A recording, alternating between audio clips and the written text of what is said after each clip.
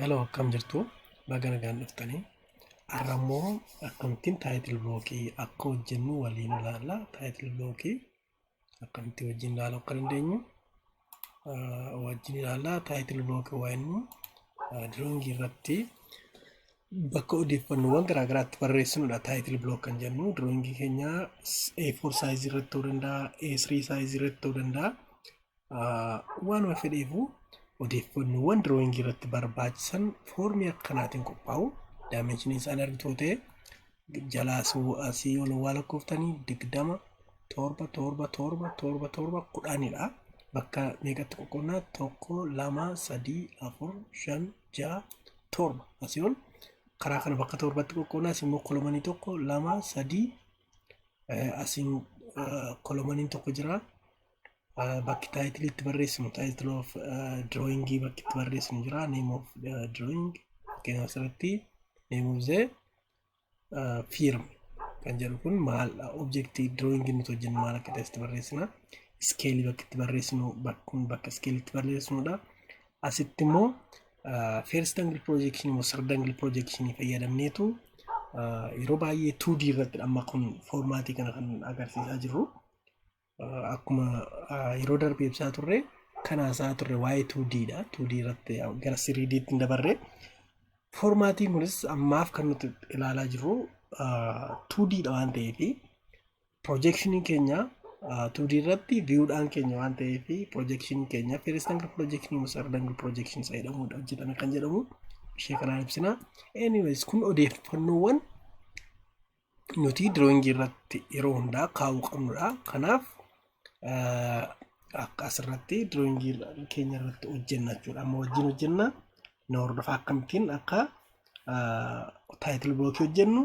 Erga taayitil blookii hojjenne immoo akkamittiin gara paper saayizii keenyaatti finnee print gochuu dandeenya. AutoCAD'dhaan kan hojjenne tokko kompiitara irratti qofa save goonee kaa'uu osoo hin taane print gochuunis dirqama. Kanaaf akkamittiin print goonaa, printiif akkamittiin qopheessinaa kan jedhu haasofnaa.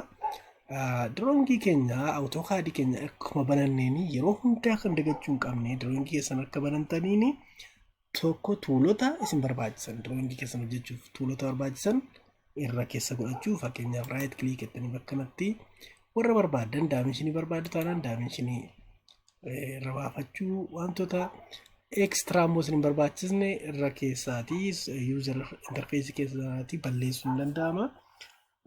Anyways amma maal jalqaba step jalqaba irratti maal sirreeffachuu qabna? Diroongii kamiyyuu wajjinnu foormaatii kana sirreeffachuu hin dagatiina. Foormaat unit inchirraa gara miilimeetiriitti jiru almost miilimeetirii irra jiran koo kanaaf dhiiseera. Nagar biraa immoo dimension style modify jennee fakkeenyaaf asirratti laayinii keenya keelerii akka inni mul'atu gochuu danda'u. Simboolota kana akka isaan sirriitti diroongii irratti mul'atan gochuu, teekstii kana keelerii teekstii keenya sirreeffachuu akka sirriitti dubbifamu, teeksteetii keenya sirreeffachuu, warra kana jalqaba sirreeffachuu hin dagatiina. Steeppii sadaffaa irratti limiitii sirreeffachuu. Diroongii keessan irratti limiit kan nuti jennu bakki nuti diroongii keenya hojjennu saayizii isaa wiindoo keenya sirreeffachuu jechuudha. Kanaaf maannaa limiit inni asirratti limits enter waan maal jedha specify lower left corner dha. Lower left corner jechuun bakka naannoo kanaa jechuudha. Lower left window keenya maannaa 0,0 inna enter inna amaara specify upper right jechuun cornerii kanaa jechuudha. Upper right corner maal jenna ani 200 sirreeffadha.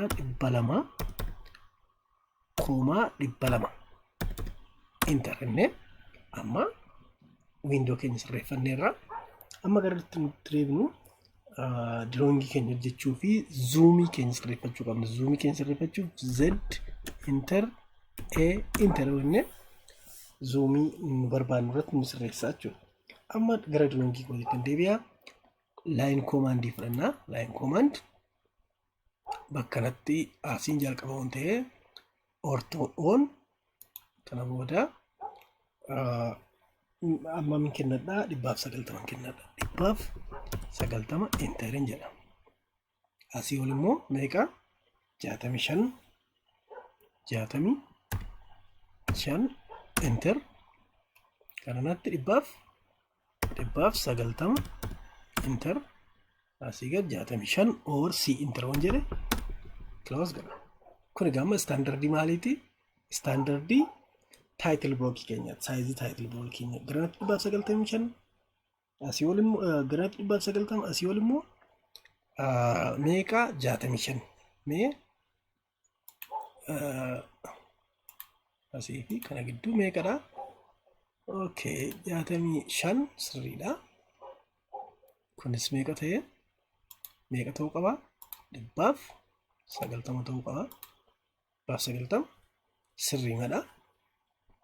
Kanaaf amma itti fufna. Amma kana booda maal goona? Garanatti offset goona. Offset maal abbaa 15 kolomanii 15 kolomanii abbaa 25 kolomanii abbaa 20 wajjin. Kanaaf offset hin jedhu.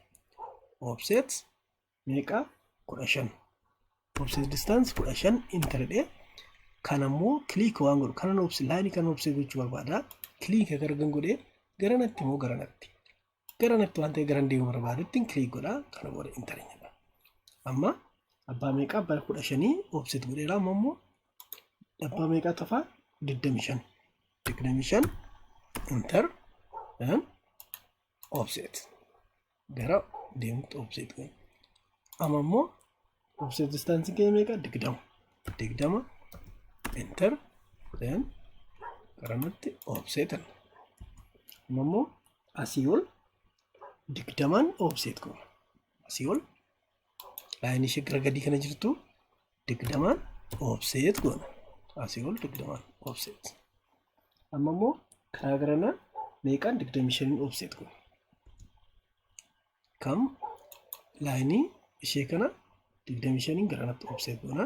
25 enter kam karaa garanatti offset godha. Amma warra kana fixneerra kana booda ishee kana trimming godha. Kun hin barbaachistu waan ta'eef kanaasi trim waannu laayinii sattiin trim goonu filanna. Kanaan trim goona. Kan citu immoo isa kamidha? Kana citaa. Trim godheera. Kana. Amma asii ol maaltu hafee asii ol maal goona? Offset goona. Asii ol 20 jalqaba 20 asii ol jalqaba 20 offset distance 20 offset goona. Offset goona. Kana booda offset keenya 7 offset meeqa?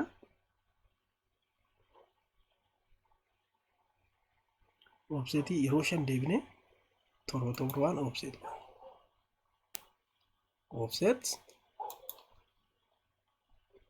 Offset distance 7 enter jenna. 1 2 3 4 5 amma meeqa ta'eera? 1 2 3 4 5 isheen irra keessatti hafte kun 10 taate jechuudha. Kana booda kana offset erga goonee maal goona? Garanatti kan jiran hunda isaanii maal goona? Inkunnaa jechuudha.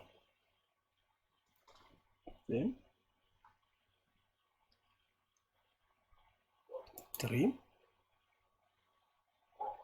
kanaas kan jiran right click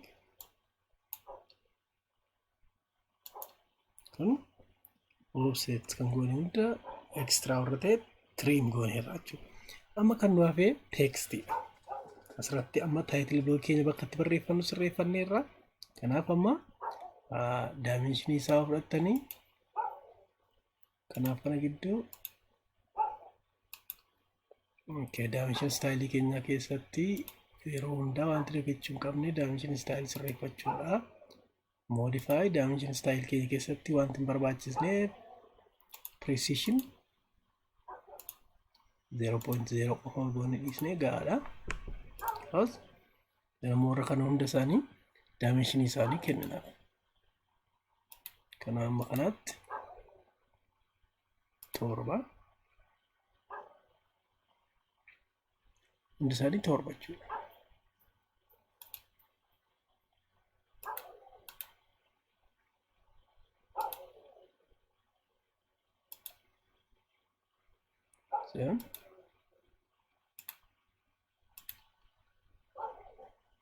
Okay. Ishee kanarraa kan hafe waraqaan torba hundi isaanii kun immoo 10. Waraqaan kun hundi isaanii torba jechuudha. Jedhasiis dimensionii itti kennuun barbaachisaadha ammaa fi akka hubattanii fi kun 20 ta'uu kun 25 ta'uu kun 15 ta'uu warri kun hunduu torba ta'uu. Okay. Yes. Torba.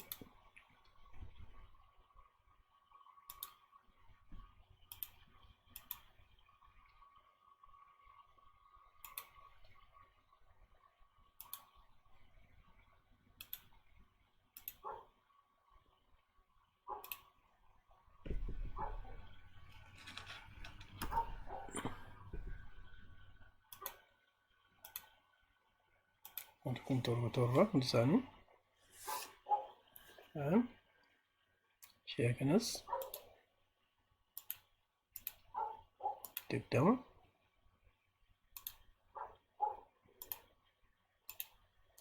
25 amma irratti barreessuu qofatu naaf jechuudha. Kana irratti teekstii barreessuu. Kana barreessuuf maal goona hunda teekst kan jedhu teekst single line kan itti fayyadamnummaa fi multi lines fayyadamuu dandeenya. Bakka irratti barreessuu jalqabnu irratti click goone 8 4 on jedhe 0 jedha kana. Yan bakka inni irratti barreessuu irratti milikkita naa godha. Bakka irratti barreessuu barbaade irratti fakkeenyaaf amma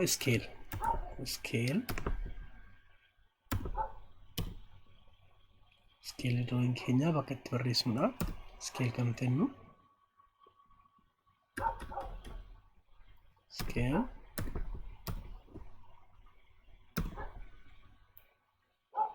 kana booda bakka kanatti maanne barreessina. Kanatti name sign or date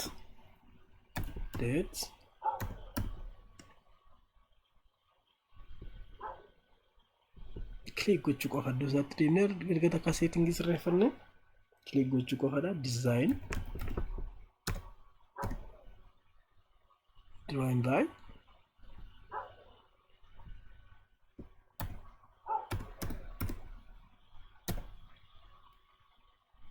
customer drawing by ni checked by chondenya checked by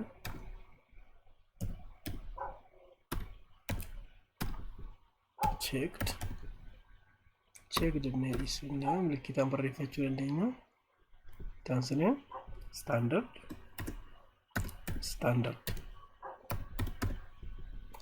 ne barreessuu dandeenya. Asitti immoo yeroo baay'ee approved jenna. Approved ne barreessina. Ishee kanarratti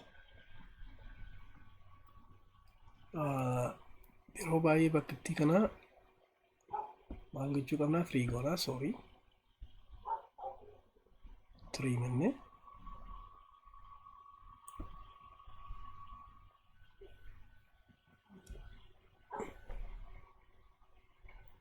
trim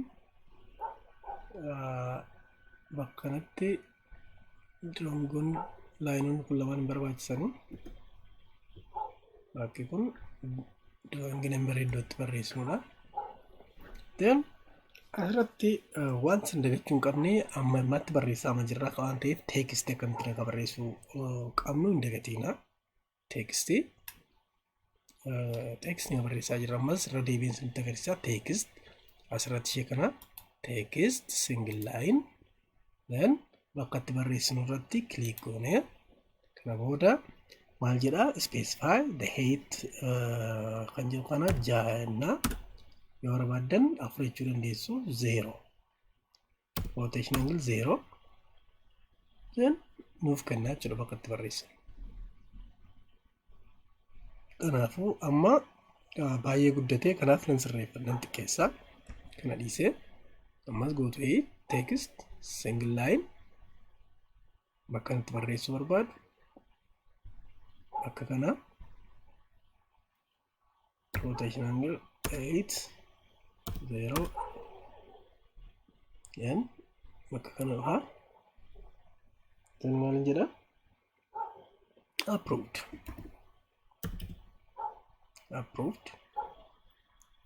as dhufeen drawing number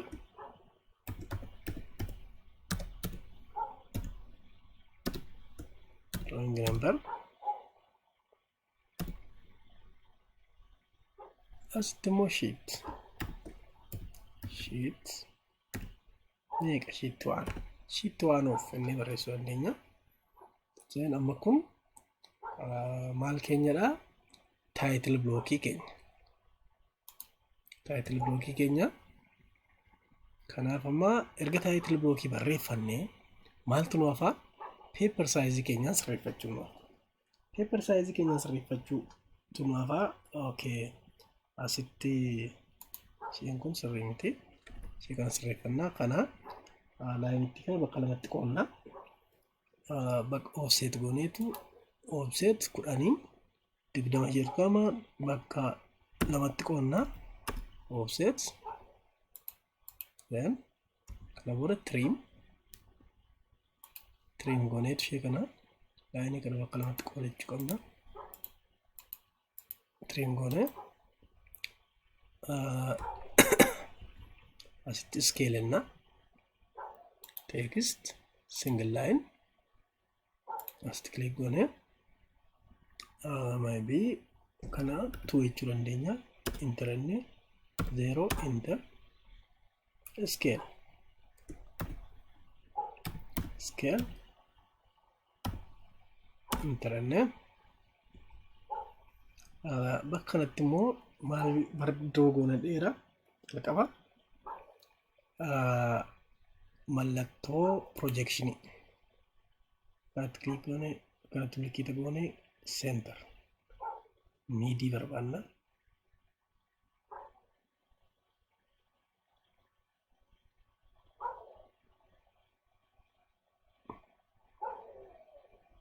Anyway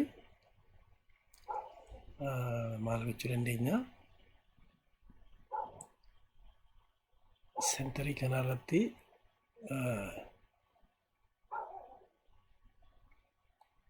draw line center line filanna.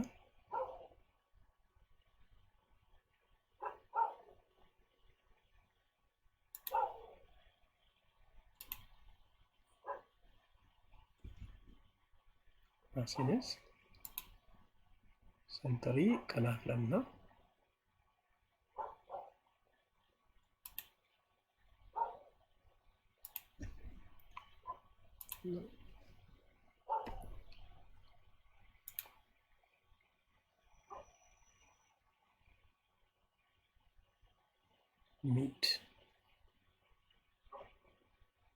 Midpoint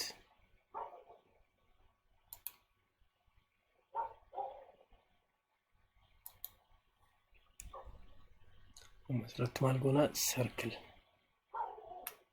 circle tokko draw godhanna. Circle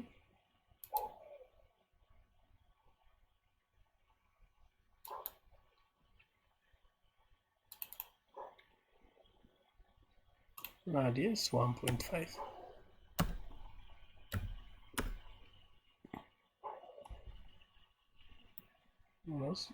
circle bira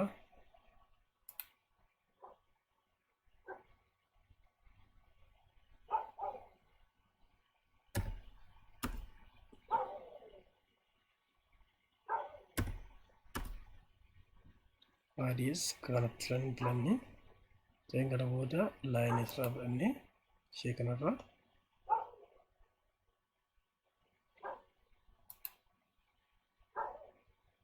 kana dark goonee bakka ishee likkita godhe then ammoo kanarraa fudhanneetu drag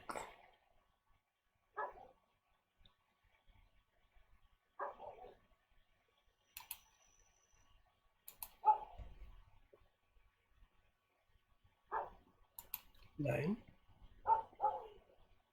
asirraa fudhanne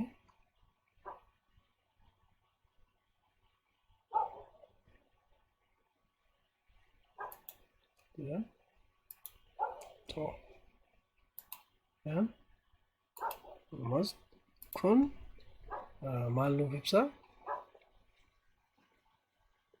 actually warra kana hin barbaannu waan ta'eef extra trim goona runda warra center line ala jiru kana yeah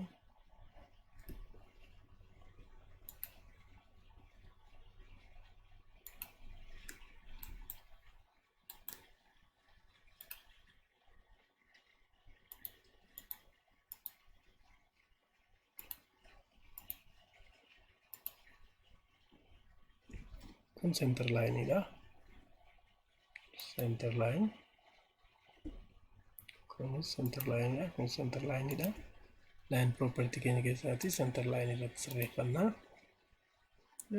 center line keenya akka xiqqoo clearance adda ta'uuf akkasuma amma jogoon irra kun amma title block keenyadha title block keenya erga kaafannee gara paper size itti sirreeffannaa gara paperin keenya A3 itti sirreeffannaa dheera A3 keenya karaa kana asii ol meeqa ta'a 279 garanatti immoo 420 ta'a kanaaf amma offsetting godha jechuudha offset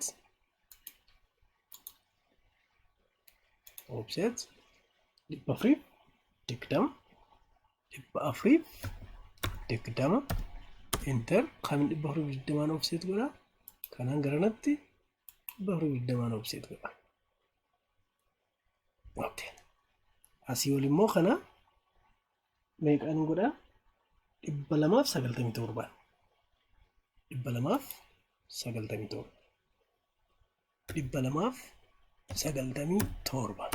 kun asii ol kan inni offset ta'u jechuudha okay amma fixee offset keenya kana booda wal qunnamsiisna warra kan amma A3 paper develop gochaa jirra A3 paper kana wal qunnamsiisuu fi yeroo hundaa kan fayyadamnu fileetiidha fileet line kanaa fi line kana wal qunnamsiisna ammas fileet enne line kanaa fi line kana wal qunnamsiisna ammas fileet enne fileet line kanaa fi line ishee kana fileet goonee wal qunnamsiisna amma gaa paper keenya dura godhanneerra jechuudha kana booda maal goona save goone file save as desktop asirratti file naming koo A3 paper PR enne save goone save keenya irratti ronda kan dagachuun qabne AutoCAD namarra drawing irratti hojjechaa jiru kuni AutoCAD 2014 yookiin 2014 ti garuu 2014 extension ishee kana bakka kana 2014 yoon fayyadame 2014 gadi kan jiru hubanuu hin danda'u kompiitara biraatti waan ta'eef gadi buune 2007 irratti yookiin 2004 2006 irratti save goona ammanii 2007 gadi hin fayyadamu waan yaadu 2007 irratti save godha AutoCAD 2007 kan jiru irratti click godha kanaan save godha jechuudha Kanaan seef waan godhu 2008, 2010, 2013 banuu ni danda'a jechuudha kompiitara birarratti. Kun seef waa godhu ishee kun ekstenshinii kana akkas sirreeffachuu hin dagatiina. Deeskitoop irratti seef godheera. Amma wanta ni barbaadu diroongii insert godhee diroongii garbiraa akkamittiin ittiin banadhaadha. Sorry. Diroongii garbiraa peepparii kanaan banachuu akkamittiin akka hin danda'udha. Kanaaf isti diroongii garbiraa bannee ilaalla.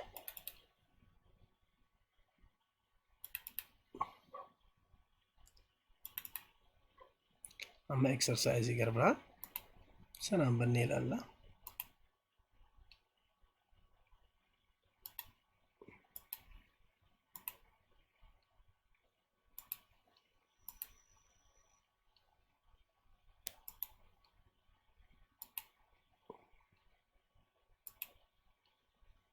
Fakkeenyaaf diroongii kana paper saayizii keenya keessa galchuu barbaanne maal goona? Kun amma objektii keenya yookiin diroongii keenya paper saayizii keenya keessa galchuu barbaanne as dhufnee insert jenna. As dhufnee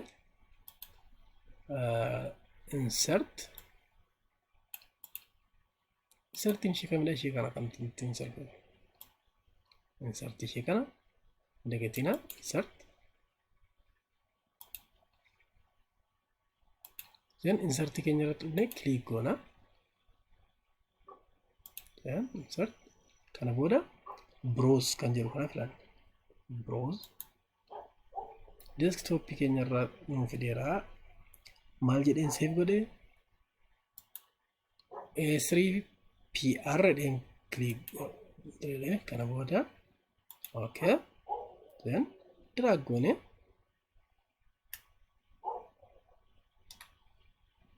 Okay.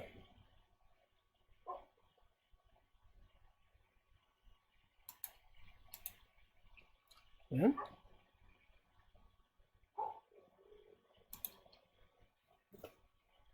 kana karaa barbaannetti dhufnee seentariitti galchuu dandeenya. Okay. Move goone seentarii dhaqee hojjechuu dandeenya. Okay. Wanti dagachuu hin dandeenye tokko jira. Asitti ortoo oonii gochuu dhiisuun baay'ee gaariidha. Maaliif control goone akka bakka barbaanne geessinu ortoo keenya ofii goone kana gara seentariitti fidannee akka barbaanne gochuu dandeenya. Okay.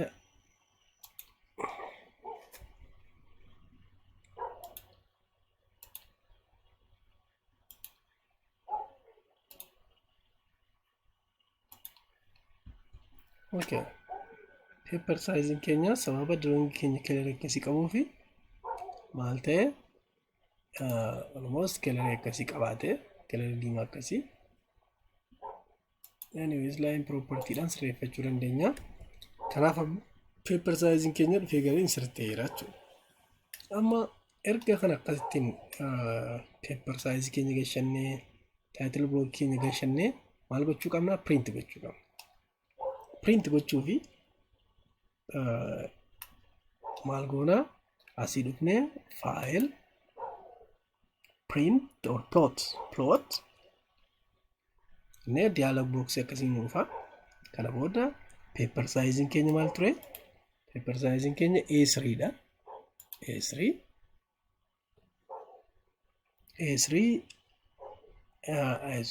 inni irraa then kana booda display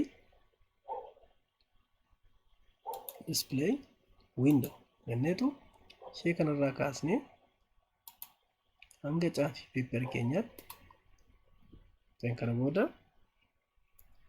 okay asirratti printer name keenya filachuun dirqama ta'a. Printer name fit to paper enna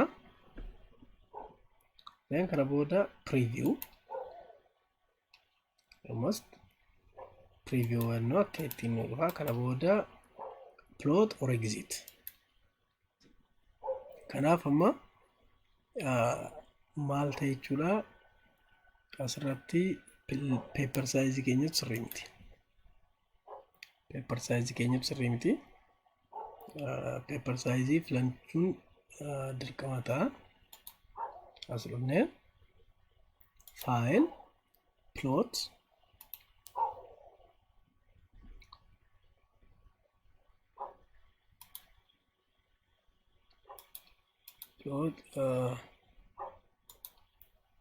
amma paper size keenya A3 irra A3 dan kana booda fit to paper jechuun almost drawing keenya paper size dha wala akka gitu jechuudha asirratti dhufne window then window jechuun kana filachuu jechuudha angamitti anga kanatti kan jiru inni then yeroo baay'ee preview fayyadamuu dandeenya asirratti maal filachuu qabna printer name filachuu qabna then preview arganne amma kana kan print goonu kana booda right click plot and now print goonate plot or sirrii deemnee sirreessine ta'e immoo exit enna then kana booda inni gara biraan kan immoo maal gochuu dandeenya gara pdf tti jijjiiruu dandeenya gara pdf tti jijjiiruuf file plot ammas gara pdf tti jijjiiruuf A4 paper kan jiru kana A3 jedha A3 irratti hojjedhe waan ta'eef A3 then kana booda PDF bakka printer name keenya PDF hin jedhe kana booda